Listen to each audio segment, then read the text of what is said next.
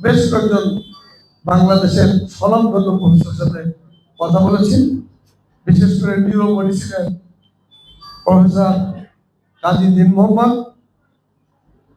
মেডিসিনের প্রফেসর কাজী তারিকুল ইসলাম, সার্জারির professor M Mujibur Rahman.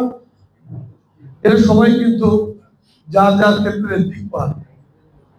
তারা বলেছেন যে যখন লাগবে বৃহস্পতিবার হলে ভালো, বৃহস্পতিবার তারা করতে চান।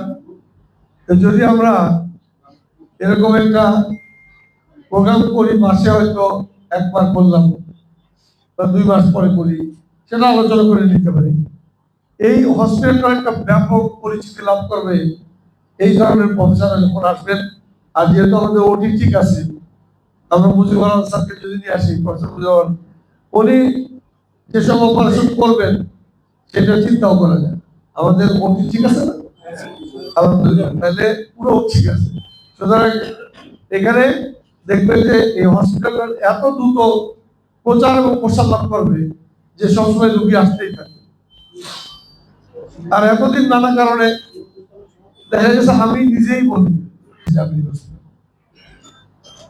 ফলে এরকম যদি আমরা সবাই করতে থাকি, তাহলে এই হসপিটালের ব্যাপক একটা পরিচিতি লাভ করবে এবং ইনশাল্লাহ এর যে ফ্যাসিলিটিস আছে সেগুলো দিয়ে আমরা রোগীর সেবা নিশ্চিত করতে পারবো।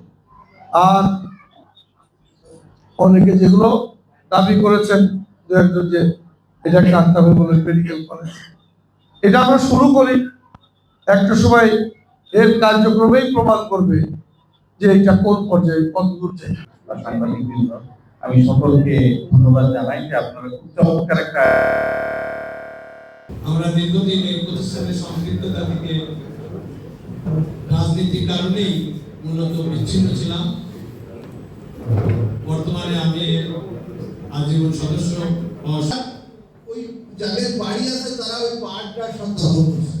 পরবর্তী বলে ইঞ্জিনিয়ার বলে যে এগুলো উচ্ছেদ করে এই করতে আমার তো অনেক কষ্ট হয়।